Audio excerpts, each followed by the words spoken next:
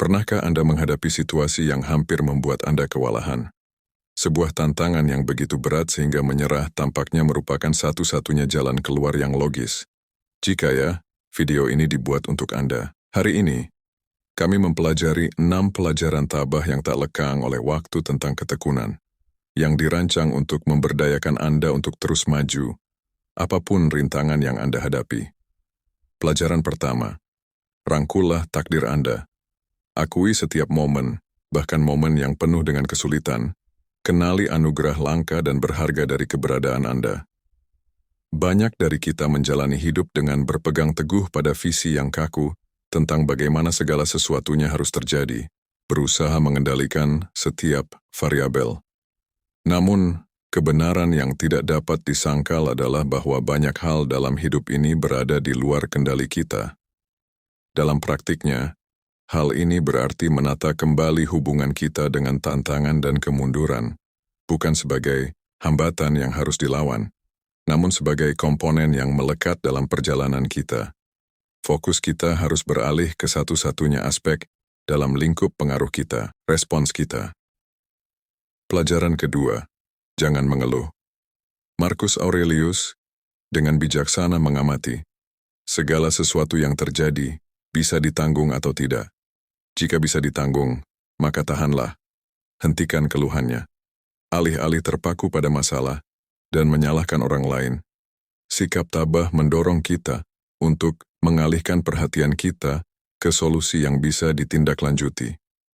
Apa yang bisa kita ambil dari pengalaman ini?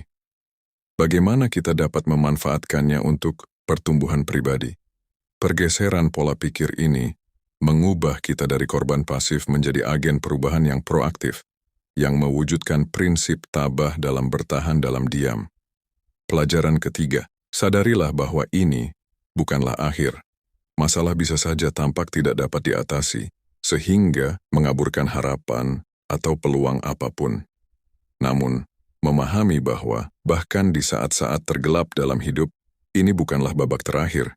Memungkinkan kita menghadapi tantangan dengan perspektif yang seimbang. Kesulitan, kehilangan, dan kekecewaan hanyalah benang yang terjalin dalam permadani kehidupan yang rumit. Pelajaran keempat, ambil tindakan. Seneca dengan cerdik mengingatkan kita, menunda-nunda adalah hal yang paling menyia-nyiakan hidup.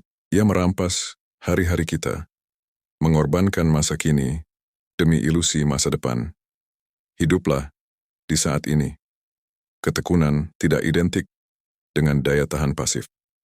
Stoicisme membongkar kesalahpahaman bahwa mengatasi penderitaan sama dengan menunggu badai berakhir secara pasif.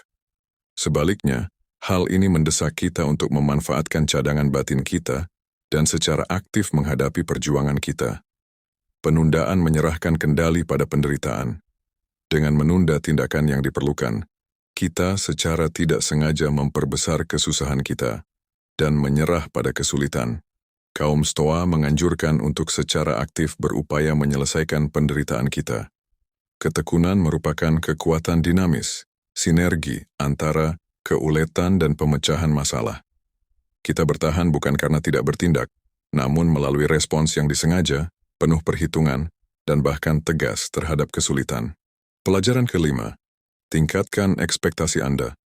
Landasan ketabahan dan ketekunan adalah memusatkan kebutuhan dan harapan kita pada diri kita sendiri, bukan menyerahkannya kepada orang lain. Epictetus mengajarkan, jika Anda ingin berkembang, puaslah dianggap bodoh dan bodoh. Ketekunan melampaui sekedar ketahanan. Hal ini memerlukan visi yang jelas untuk hidup Anda dan upaya yang teguh untuk mencapai visi tersebut.